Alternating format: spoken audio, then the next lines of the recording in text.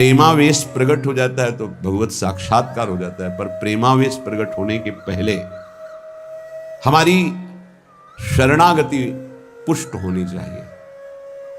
शरणागति पुष्ट होने के लिए सबसे पहला लक्षण है दैन्यता, निराभिमानिता। और यहां सबसे बड़ा दोष हमारे अंदर अभिमान ही है। मैं विद्वान हूं, मैं भगत हूं, मैं अमुक हूं, ऐसा। दीनता हमारे प्रभु के मार्ग में, प्रेम मार्ग में सबसे पहला लक्षण आना चाहिए। शरणागत भक्त का दैन्य स्वभाव होना चाहिए। जो जितना झुकता है वो उतना महान होता है। झुकने वाला ऐसा नहीं कि जिसके प्रति झुक रहा है वो महान है, ऐसा नहीं। जो झुक रहा है वो महान है। दैन्यता। दूसरा है निष्कपटता। हमारे प्रभु की शरणागति की पुष्टता के लिए, शरणागति के तो अलग भाव वर्णन, हमारी शरणागति पुष्ट रहे, नष्ट ना हो। भगवत शरणागति पुष्ट तो भगवत प्रेम निश्चित प्रकाशित होता है। उपासक को देखना चाहिए कि दैन्यता है कि अभिमान है हृदय में। दैन्यता का स्वरूप है किसी भी तरह से हमें गाली दी जाए, अपमान किया जाए, निंदा किया जाए, तिरस्कार किया जाए तो मुझे ऐसा ही लगे कि मैं ऐसा ही हूं, इसी का पात्र हूं। उसे दैन्यता कहते हैं। वाणी से हम माइक से बोलेंगे कि हम अधम हैं, बड़े नीच हैं, बड़े ऐसे हैं, ये भी दैन्यता की भाषा है। और हाथ जोड़कर प्रणाम मुद्रा में रहेंगे, ये भी दैन्यता की मुद्रा है। लेकिन यहां हृदय की दैन्यता को कह रहे हैं कि जब कोई दूसरा कहे तू नीच है, अधम है, पाखंडी है, दंभ करता है, भक्ति नहीं है, और अपने को सीधी बातें लगे कि सही बात है, मैं ऐसा ही हूं, इसे दैन्यता कहते हैं। शरणागति हमारी जो विक्षिप्त हो जाती है, जो दोषयुक्त हो जाती है, जो पूर्ण नहीं हो पाती शरणागति, उसका कारण देहाभिमान, उसका कारण गुणाभिमान, साधनाभिमान, इनमें से कोई ना कोई अभिमान होता है। इसलिए कह रहे सबसे पहला लक्षण बाबा की विचार में दैन्यता, और ये बहुत प्रिय है दैन्यता भगवान को। दूसरी है निष्कपटता। कपट नहीं रखना चाहिए। हरि और गुरुदेव, हरि गुरु चरण सेवा अनुसरहु, अर्चन बंदन संतत करहु, दास संतन कर शुक्ला। हृदय में कम से कम एक जगह तो निष्कपटता आ ही जाए गुरुदेव भगवान से। पर यह बहुत छलिया मन है, ये सर्वज्ञ प्रभु से भी छल करना चाहता है, बहुत छलिया है। अगर हमारी शरणागति का अपहरण कोई करता है तो अभिमान और कपट। दूसरा जब निष्कपटता है तो कपट अगर है तो हमारी शरणागति ढक जाएगी। मोहि कपट छल छिद्र न भावा, मेरे प्रभु कह रहे हैं। यही दरबार दीन को आदर, पक्की बात। पहला है दैन्यता, दूसरा है निष्कपटता। शरणागत उपासक के हृदय में कपट नहीं। कपट का मतलब होता है कि मुख से कुछ और बोल रहे हैं और हृदय में कुछ और है। ये कपट प्रायः अपने लोग बहुत अच्छी तरह हृदय में सजा के रखते हैं, इसलिए शरणागति पुष्ट नहीं होती। निष्कपटता, जैसे का वैसा, बिल्कुल गुरु के सामने, प्रभु के सामने, उसमें। तीसरा सत्यता। वाणी में सत्य, हृदय में सत्य, आचरण में सत्य, सत्य धर्मयुक्त। असत्य संपूर्ण संसार के भोग और संबंध है। किसी भी संबंध और भोग में प्रियता है तो शरणागति का अपहरण हो जाएगा। सत्य श्री भगवान, नाम, धाम, लीला, रूप, प्रेमी जन। इसके अलावा सब मिथ्या। जितना कुछ देख रहे हो परिणाम देखा जाता है, परिणाम में सब झूठा। चौथा सर्व समर्पण। सर्व शब्द लगा हुआ है, तन मन प्राण एक एक वृत्ति केवल अपने शरण की तरफ। यहां सर्व समर्पण नहीं होता। समर्पण होता है पर सर्व समर्पण नहीं होता। सर्व समर्पण कुछ हमारी पर्सनल वृत्तियां हैं, कुछ हमारी शर्तें हैं, कुछ हमारा है, तो सर्व समर्पण नहीं। सर्व समर्पण दशरथ जी महाराज के श्रीमुख के वचन। नाथ सकल संपदा तुम्हारी, मैं सेवक समेत सुत नारी, सर्वस्व आपका। जहां कहीं शरणागति पुष्ट पाई गई तो सर्व समर्पण वाले की, वो चाहे राजा ही क्यों न हो, महाराज शिवाजी, वीर शिवाजी, समर्थ गुरु रामदास जी, सर्व समर्पण, पीपा जी सर्व समर्पण। कैसा शरणागति पुष्टता का ये लक्षण, सर्व समर्पण। पीपा जी महाराज राजभाव में अपने सब राजवैभव के साथ गुरुदेव श्री रामानंदाचार्य जी के, तो वहां तो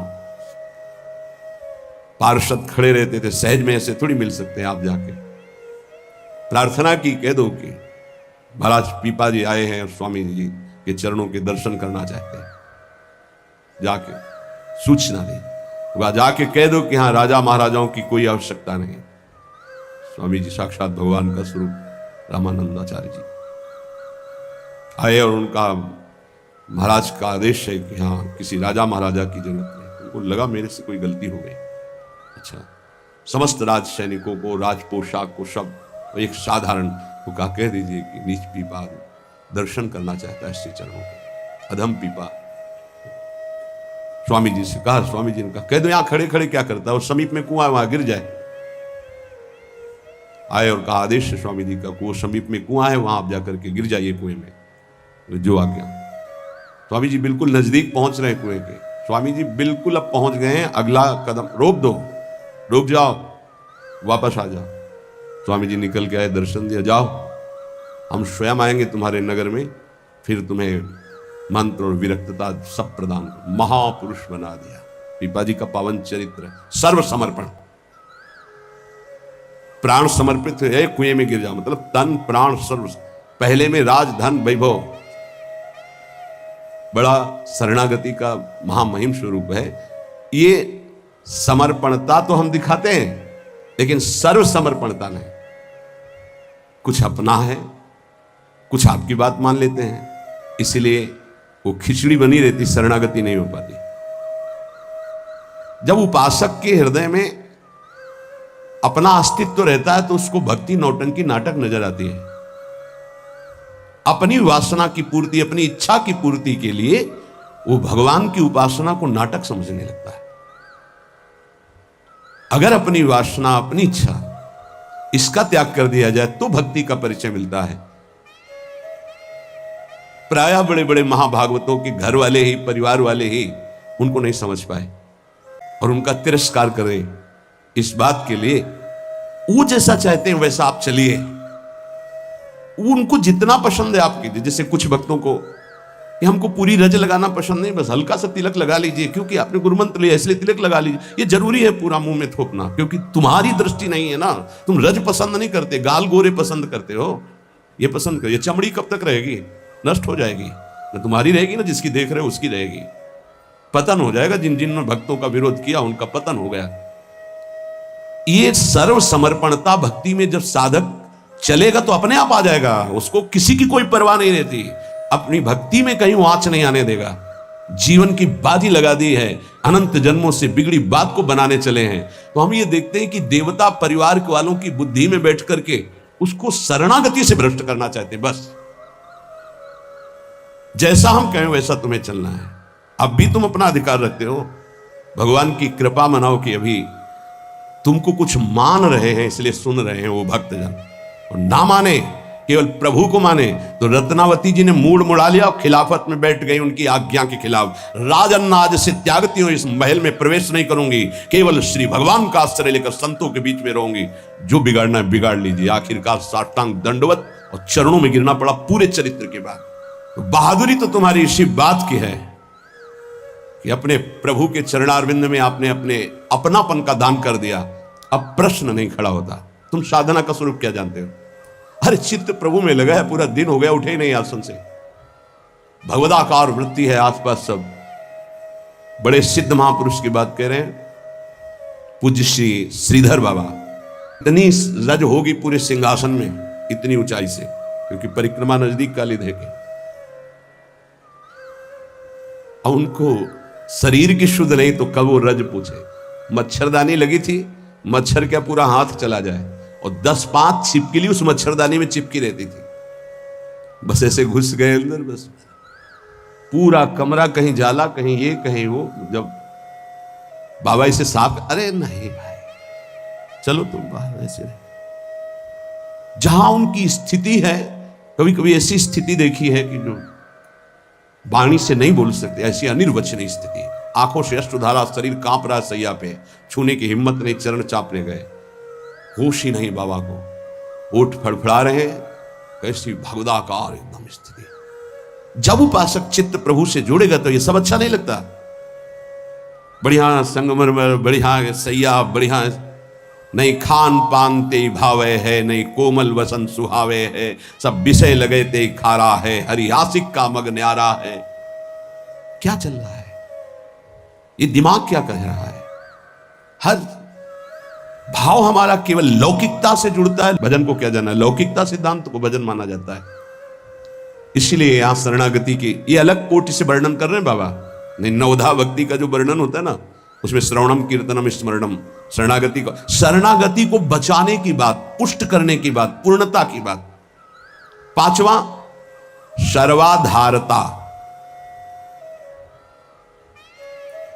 कोई भी हो, सबका आधार भक्त बन जाता है, घोर विषयी को भी रास्ता दे देता है।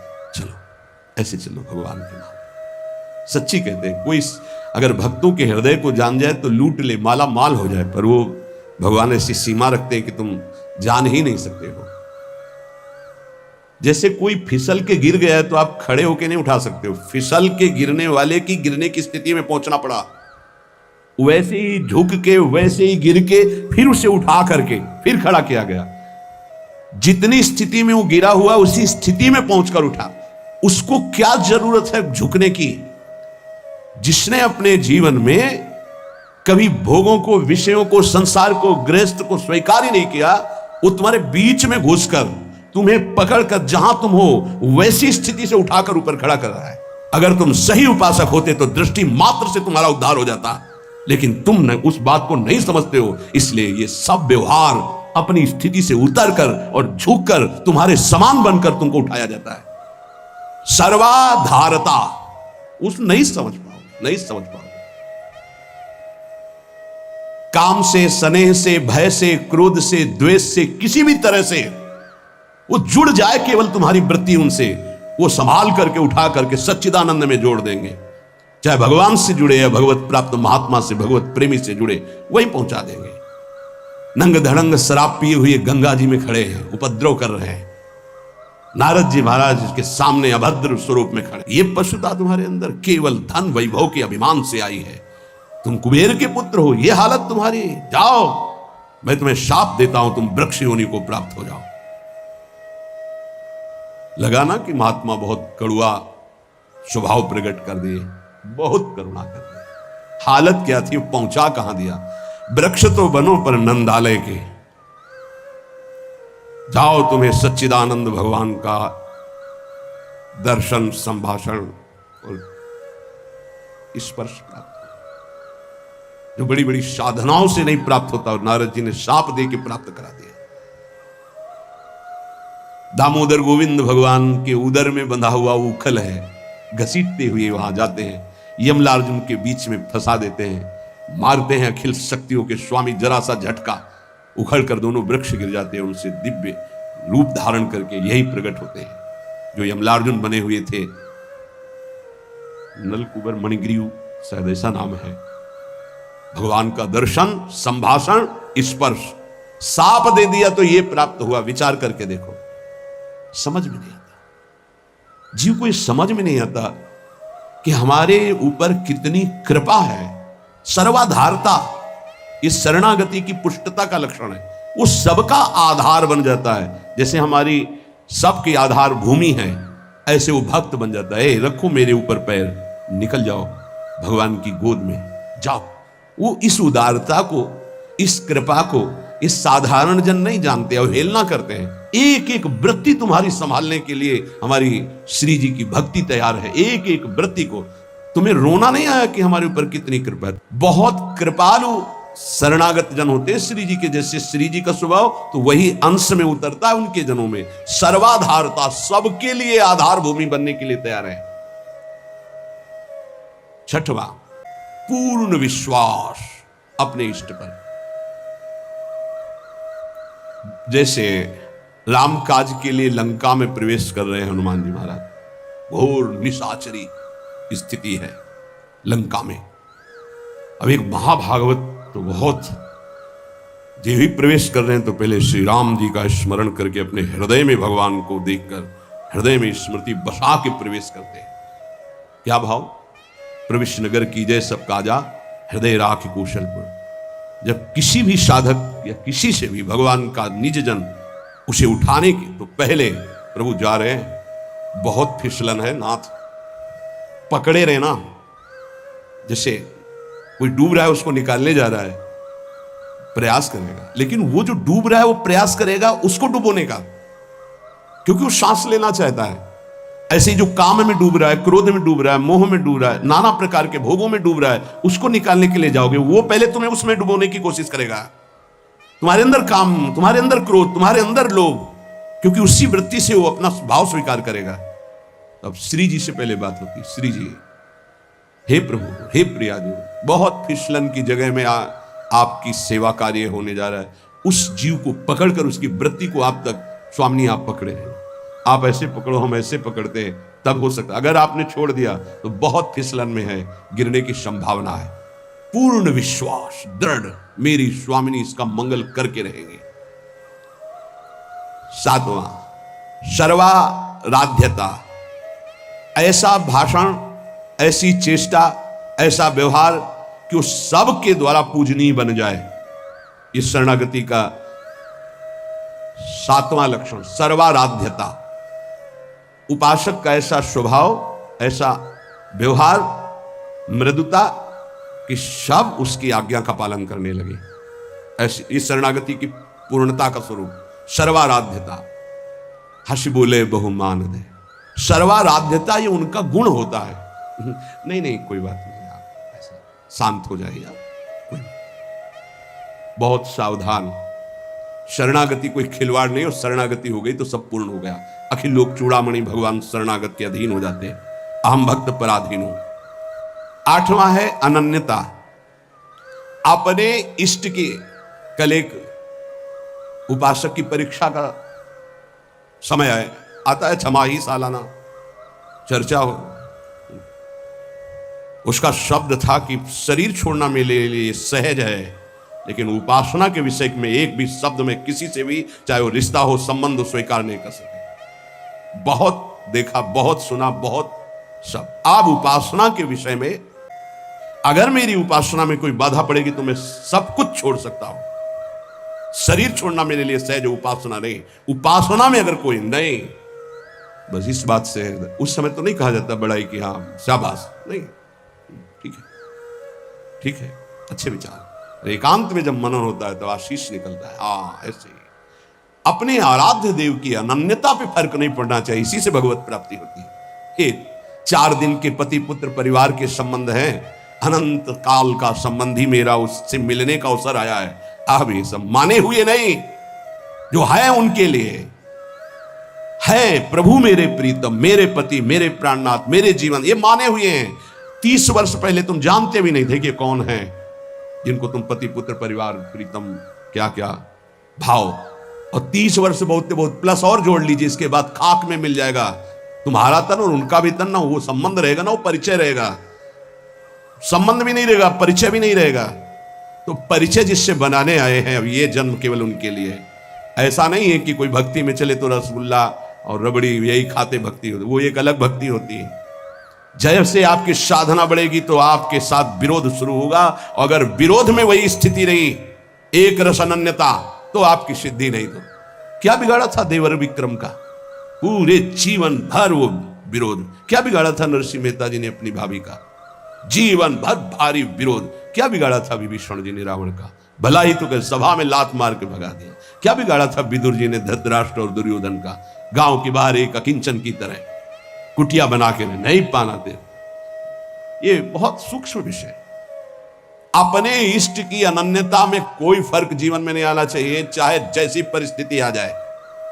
इष्ट और गुरु संबंध में कोई फर्क नहीं पड़ना चाहिए। बहुत संबंध देखे, हर संबंध का निर्वाह उतना ही करेंगे जितना इष्ट और गुरु के संबंध में बाधा नहीं पड़ेगी। इष्ट और गुरु के संबंध में बाधा पड़ जाए से हर संबंध में आग लग जाए।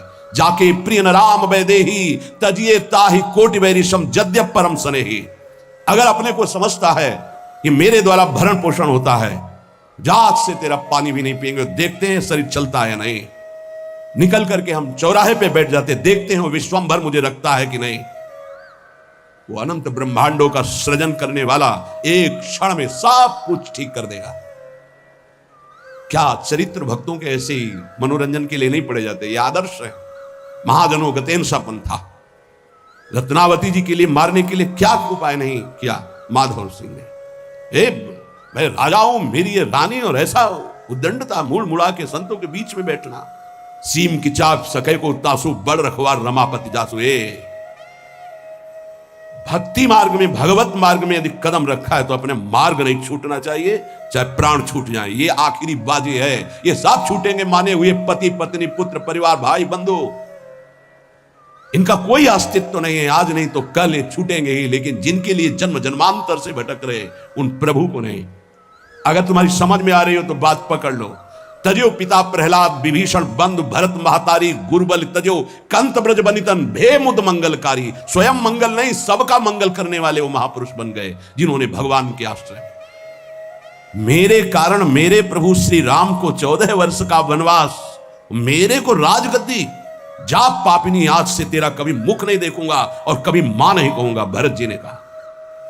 साष्टांग दंडवत पिताश्री कह के प्रहलाद जी बात करते थे हिरण्यकश्यप से। जिस समय भगवान के मार्ग का विरोध किया तो कहा, जा आज के बाद कभी पिता नहीं, दैत्यराज, ऐसे संबोधन। 5 वर्ष का बालक। कहीं भक्ति में प्रभु के संबंध में कोई भी संबंध बाधा पहुंचावे तो भगवत संबंध नहीं छोड़। जहां तक हमारी भक्ति की पुष्टता है वहां तक हम निर्वाह कर सकते हैं। अगर हमारी भक्ति के नष्ट होने का विषय आता है तो तजिए ताहि कोटि वैरिशम जद्यप परम स्नेही। अगर निष्ठा पकड़ पाओगे तो पार हो जाओगे, नहीं अपने और परिवारजनों के और सगे संबंधियों के हृदय में ही दैवी माया प्रेरणा करती है कि आप इसके मार्ग को रोकिए और भ्रष्ट कीजिए। हमारी बात को पकड़ लेना। जाके प्रिय न राम वैदेही तजिए ताहि कोटि वैरिशम जद्यप परम स्नेही। हम उतनी अनुकूलता आपको देने के लिए तैयार हैं जितने से हमारी भक्ति सुरक्षित है। हमारी भक्ति में बाधा पड़ेगी तो हम अपने शरीर को भी बर्दाश्त नहीं करेंगे। फिर आपकी बात क्या है? ये उपासक के हृदय में होना चाहिए। ये अगर आराध्य देव की निष्ठा में ये बात नहीं तो फिर क्या बात है? फिर है ही क्या बात है? फिर तो वास्तविक नाटक हो गया, जीवन नाटक हो गया। आप समझ नहीं सकते तुम क्या शरणागत होते हो, वो शरण तुम्हारे लिए समर्पित हो जाता है, तुम समझ ही नहीं पाते हो। बड़ा विचित्र खेल है। इसीलिए प्राय इस झंझट में नहीं फंसते। अपनी मस्ती में रहने के लिए इस झंझट में नहीं फंसते। गुरु चेला और समाज कल्याण और उद्धार। जाओ तुम अपने प्रवाह में बहो, हम अपनी मस्ती में। सुने न काहू की कही, कहे ना अपनी बात। पर जब सेवा मिलती तब हम आपसे प्रार्थना करते हैं। जब तक भगवत साक्षात्कार स्वयं का ना हो जाए तब तक कभी किसी को शिष्य न बनाए। ये नियम ले ले, ये गांठ बांध ले। नहीं तुम गुरु बनोगे कि तुम उसके चेला बनोगे, फाइनल में कुछ पता नहीं है। पक्का जानते हो संतों को जो पीड़ा होती है किसकी होती है? ये प्रसाद मिलता है, इनको क्या पता, यही प्रसाद। अगर आपको प्रमाण मानकर किसी ने प्रश्न किया और आपने उत्तर दिया और उसमें कोई गलती है तो उसका नर्क आपको भोगना पड़ेगा, दंड आपको भोगना पड़ेगा। आपने कह दिया जाओ सब कुछ माफ, वो पूरा हिसाब आपके ऊपर लागू होगा। ये कोई खिलवाड़ समझते हो? उत्तर दे देना कोई खिलवाड़? बातें बनाना उत्तर नहीं होता। महाराज आज तक जो कोई बात नहीं, तुम छोड़ो, राधा राधा जपो, आगे बढ़ो, वो हम देख लेंगे। ऐसे कैसे? जैसे महाप्रभु चैतन्य देव ऐसे करके गंगा जल खड़े करके पाप ले रहे हैं, उन्हीं के चरण आश्रित हैं भक्तजन, उसी प्रेमावतार, उसी भगवत स्वरूपों के। आप क्या जानते हो इस रास्ते? जो आज तुम चैन से मुस्कुराकर बात करते हो तो तुम्हारे जीवन में कुछ ट्रांसफर हुआ है। तुम्हारा उधर और उधर का उधर। अगर जान जाओ तो रोते रहोगे कि हम पर कितनी कर, फिर भी हम उनकी अवहेलना करते हैं। सच्ची कहते हैं कि हमारी बड़ी दुर्दशा है हम लोगों की कि हम ऐसे गुरुजनों का, ऐसे कृपालु आराध्य देव की कृपा की अवहेलना करते हैं। वो कृपा पे कृपा करते जा रहे हैं, हम उनकी अवहेलना पे अवहेलना करते चले जा रहे हैं। वो समेट करके आपको इसी जन्म में भगवत प्राप्ति करना। आप फैलाकर अनेक जन्मों के लिए इतिहास रचना चाहते हैं। बड़ा विचित्र खेल, बहुत विचित्र खेल। इसीलिए जो चतुर सुजान होते हैं वो इस गुरु चेला के संबंध में नहीं फंसते। हमारी सामर्थ्य नहीं प्रभु, किसी और को बनाइए। राधा राधा राधा। और भगवान की लीला होती है, ये जो सेवा मिलती तो सामर्थ्य देते हैं, उन्हीं का कृपा प्रसाद। पर हम इतना जरूर कहते हैं, जब तक भगवत साक्षात्कार ना हो जाए तब तक किसी को शिष्य ना बनावे। पक्की बात, शिष्य बनाना कोई मजाक नहीं है। हरे शिष्य धम शोक न हरे, सो गुरु घोर नरक मा परे। जैसे किसी की बेटी सयानी हो जाए तो ब्याह के लिए पिता की चिंता बढ़ जाती है, चाहे वो जनक जी जैसे ही क्यों ना ज्ञानी हो। ऐसे ही शिष्य बनाने के बाद पूरा भार गुरु के ऊपर आ जाता है। इसका आचरण पवित्र हो, इसका जीवन श्री जी से मिले, इसका कैसे स्वभाव बदले, ये कैसे निष्काम बने। आपने जो संबंध बनाया उस संबंध को पूर्ण कर लो, श्री जी से मिल जाओ। ये बड़े बड़े जो महापुरुष दैन्य भाव से आपको प्रार्थना करते हैं कि मैं आपसे प्रार्थना करता हूं भाई, हे सखे, हे मित्र, ये हम समझ नहीं पा रहे। सर्वाधारता, पूर्ण विश्वास, सर्वाराध्यता, और 8वां अनन्यता, और 9वां निज स्वरूप सामर्थ्य विस्मरण। ये शरणागति, पूर्ण शरणागति, निज स्वरूप सामर्थ्य विस्मरण, ये प्राय प्रेमी जनों में पाई जाती है। अपार सामर्थ्य है लेकिन एक साधारण आदमी उनको अपमानित करके चला जाता है, कभी दंड विधान नहीं करते। करत जे अनुसैन निंदक, तिनहु पे अनुग्रह कियो। निज स्वरूप विस्मरण, आराध्य देव में इतनी तन्मयता कि मैं आराध्य देव का चिंतन कर रहा हूं ये भी भूल गए। ब्रह्म नहीं, माया नहीं, नहीं जीव नहीं काल, अपनी ही सुदिना रही एक रहे। ये नई बात बाबा से मिली है, जो 9 शरणागति के स्वरूप। जैसे 9 शास्त्र में जब पढ़ो तो श्रवणम, कीर्तनम, विस्मरणम, विष्णुपाद सेवनम, अर्चनम, बंदनम, दास्यम, सख्य, आत्मनिवेदनम। पर पूज्य पाद उड़िया बाबा जी ने पहला दैन्यता, दूसरा निष्कपटता, तीसरा सत्यता, चौथा सर्वसमर्पण, 5वां सर्वाधारता, 6वां पूर्ण विश्वास, 7वां सर्वाराध्यता, 8वां अनन्यता, 9वां निज बल निज स्वरूप विस्मरण। निज बल निज स्वरूप विस्मरण। कोई तपस्या का बल, साधना का बल, इसका स्मरण नहीं, अपनी भी स्मृति नहीं। एक रहो नंदलाल, अपनी ही उसु दिना रही, एक रहो नंदलाल। ये जो 9 शरणागति की वार्ता हुई, इस पर विचार किया जाए। और सबसे प्रार्थना है, कई बार सत्संग में कहा, कदम जो अगला बढ़ जाए प्रभु की तरफ, ऐसा दृढ़ जमाना कि आंधी आवे तो उखड़े नहीं।